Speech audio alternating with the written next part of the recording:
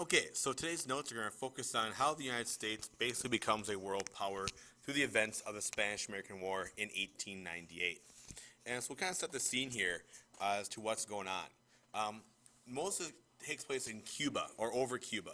Now understand that Cuba had been a Spanish colony in the early 1500s, one of the places that eventually Columbus went to, and other Spanish conquistadors, as you learned about probably back in middle school. And they've been ruled for, at this point, almost 400 years we're talking, by Spain. In the 1800s, they were really inspired by other revolutions that were happening in Latin America. Most of Latin America eventually kind of overthrew the Spanish government and created their own countries, in a way inspired by the United States, in a way as we had our own revolution here against the British. Well, every single time the Cubans tried to revolt, they were put down by the Spanish government. Now, one of the things about Cuba at this time is that it was kind of almost like the Las Vegas of the 19th century. There are a lot of big, huge U.S. businesses down there, guys who own these big farms, big plantations, basically like big party cities. This is where the rich went to go vacation, went to party, went to have fun. And so it was kind of this high-class place the rich went to. So it was kind of, for some people in the United States, it was considered a very, very important deal, especially because the U.S. owned business down there. Things like sugar plantations, banana plantations, those kind of things. Now understand this too. Spain was in rough shape. Spain was one of the world's oldest empires, and at one point, before say the 1700s, had the world's largest empire as well. But over time, though, by the end of the 19th century, 1800s, if you will, things started falling apart. They lost all of Latin America, they lost other holdings in other places around the world, and only a few little pieces of their empire left. One of those big things being Cuba, also the Philippines and the Pacific. And so they were trying to hold on to these pieces so they can still be considered a big imperial power. Now, the last revolution before this war in Cuba happened in 1895. So Cubans organized a revolution, and one of the things they tried to do was get weapons from the United States. U.S. weapons manufacturers, they had bought weapons here and tried to smuggle them in. The U.S. and Spain kind of stopped everything that was going on. They tried to stop the spread of weapons. Spain kind of went on the crackdown against these revolutionaries, and as they started this guerrilla war. So you have this revolutionary group in Cuba who is basically using guerrilla warfare. We're talking like, ambushes and bombings, those kind of things to try and make Spain leave. They left the United States alone. They didn't touch the U.S. They left all the U.S. plantations, all the U.S.-owned businesses, did not touch them. They only focused on Spain. And honestly, Spain was losing this little war terribly. One of the big revolutionary leaders, was a guy named Jose Marti. He was a Cuban revolutionary and poet. And then Spain actually kicked him out of Cuba. And he was mostly living in the United States. And essentially, he went out to the big cities of the United States and started all these clubs for Cuban independence. He would raise money, send help, send guns, those kind of things to Cuba. He also, talked to the U.S. government. He would try and lobby these different congressmen, those kind of things, and presidents and people like that to try and, help with Cuban independence. Will the United States do something to help? Honestly, the United States didn't help too much. If the U.S. wanted to do anything, they're kind of, spurred on by this imperialistic fervor. They wanted to annex Cuba, add it to their own country for themselves. And actually, when he went back to Cuba in 1895 to help with this revolt, Jose Marti was actually killed. It was one of the first targets Spain had. But so you kind of see the U.S. is getting involved in this whole, little Civil War thing going on to a point around 1895. Now, like I said, Spain, being the trouble they had, they knew they could not lose Cuba. And so the guy they sent in is Valeriano Viale, basically known as the Butcher. He was a general. And he used essentially very brutal tactics to try and stop this revolution. He would do mass exile. He would go into Cuban cities and basically put them into basically a ghetto or like a concentration camp, if you will, and force them in little parts of the city to make sure you could keep an eye on everybody. He would do massive public executions like you see here in this newspaper etching from one of the New York papers. He burned down farms of Cubans, burned down crops, basically said, if you're not going to behave, we're going to make your lives miserable. Well, the U.S. news industry got a hold of it. Remember, newspapers are huge at this time, and they always want to find good stories. You have Joseph Pulitzer and William Randolph Hearst here again, the two biggest guys using the New York papers. And they decided to use Cuba as a way to get headlines. And they tried to increase their circulation, increase the popularity of their papers with stories about Cuba. And so they would start putting huge headlines in print about things that happened in Cuba. An American newspaper accomplished in a single stroke. The red tape diplomacy would not do in a month, is saving people from Cuba. They would publish stories and pictures from Cuba about what all the bad things that are happening down there. And this idea of publishing stories was called yellow journalism, basically trying to, kind of like stir people up and throw all this information about Cuba in there. Now, unfortunately, some of the information they had wasn't good info. There were faked interviews, misleading headlines, and like false learning from experts. But they also put in huge, big pictures, very graphic pictures, if you will, of things happening in Cuba. Even full-color Sunday supplements, okay, which is a huge deal, okay? By the way, they also included the first comic strips during this time, total benefit of buying the Sunday paper. But this yellow journalism was printing all stuff about Cuba. People are reading it, and people are getting stirred up about it. People are starting to think, hey, maybe we should go to Cuba and help out a little bit. There's a lot of sympathy here, okay? Kind of like rooting for that underdog Cuba. Kind of like we were back in the Revolutionary War times. We were the underdog against Britain, well, they're the underdog against Spain. But a lot of stuff was really, really exaggerated. Some of the pictures were faked, and a lot of people really became anti-Spanish. They hated Spain. And thought the United States should go and take care of the situation. Go help out our fellow underdogs. We were once them. Let's go help them out now, just like, we fought against Britain before. Well, here's what the U.S. does. The U.S. doesn't want to go protect Cuba. They want to protect their interests in Cuba.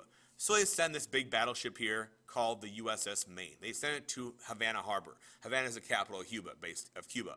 And so it's sent there to park in the thing and protect U.S. citizens. Essentially, this will set up our war. What happens is this. All of a sudden, one day, early in the morning, the Maine blows up. A huge explosion rips through the Maine. Hundreds of U.S. sailors die. The ship is sunk to the bottom of Havana Harbor. And the newspapers get a hold of this, and they start blaming Spain. In fact, you can see this New York Journal headline up here. Destruction of the warship Maine was the work of an enemy. The enemy was Spain, according to what they thought. They even offered a $50,000 reward for the person who planted this bomb or this mine, this torpedo on the Spain.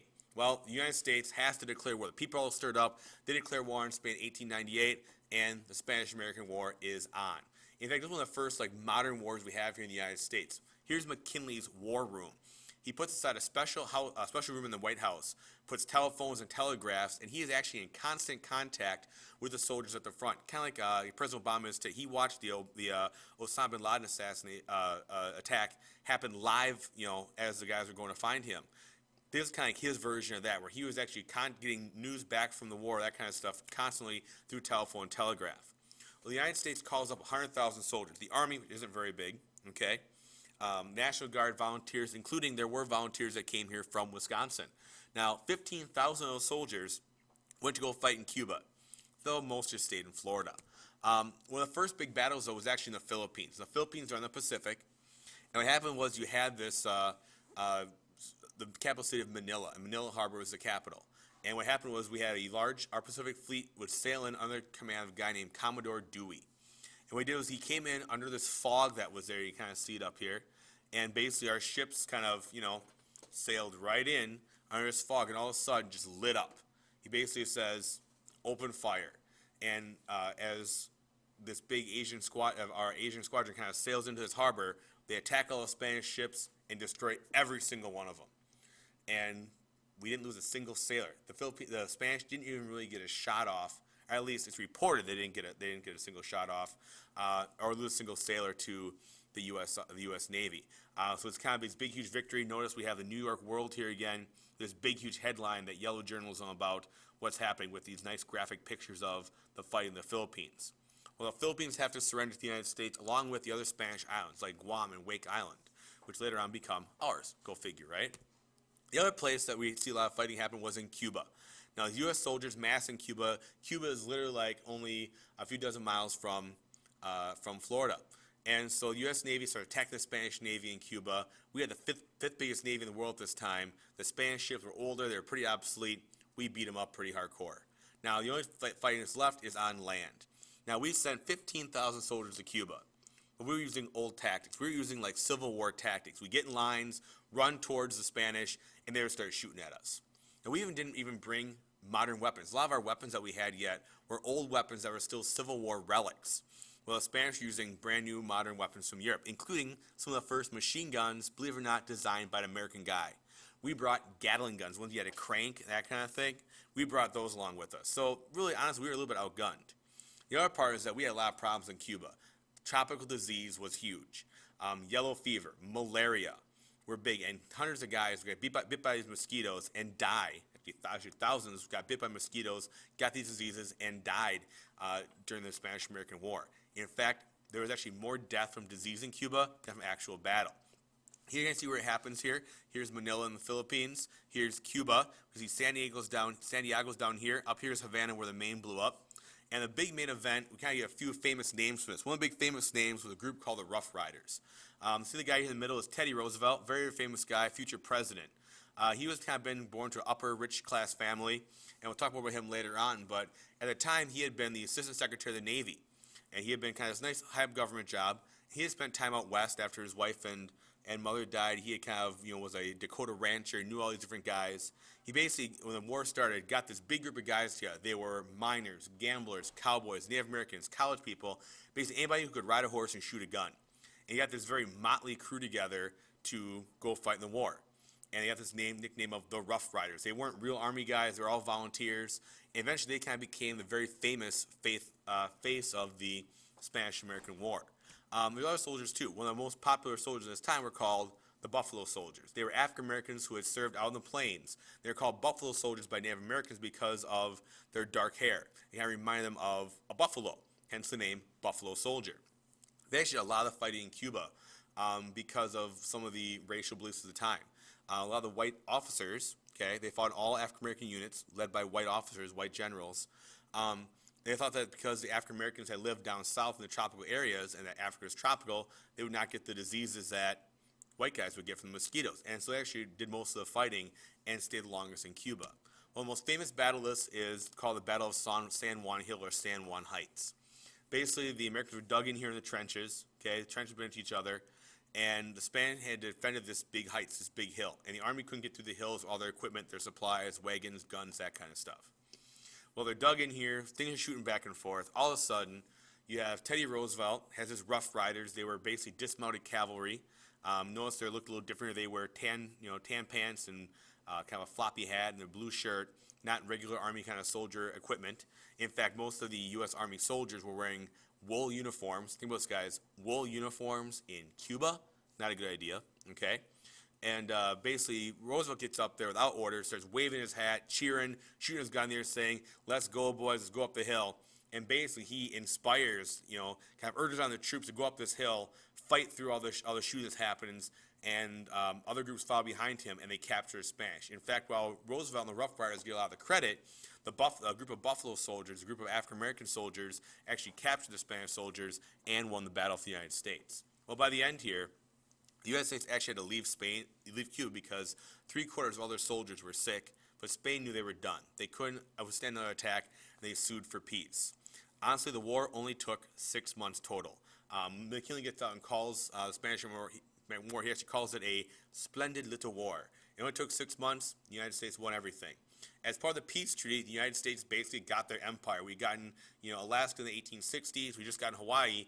Now we get the rest. We get Cuba, Puerto Rico, Wake Island, Guam, Philippines. The United States now has their empire. We become this big world power now. Now, one of the things the public does, though, is they say Cuba should not be our colony. We fought this to help save Cuba, to help them become independent countries. So Cuba's actually given its freedom. The U.S. kind of puts one of their leaders in, kind of almost like controls it, a little puppet kind of thing going on here. And one thing that we also got, though, was a Navy base in Cuba called Guantanamo Bay. Guantanamo Bay got a lot of popularity in the early 2000s. That was where a lot of the prisoners from Afghanistan were sent, called Camp X-Ray. And that base is actually still there yet today. But Cuba's given its freedom with a U.S. leader, and U.S. would become a powerful Cuban ally up until the 1960s and Fidel Castro.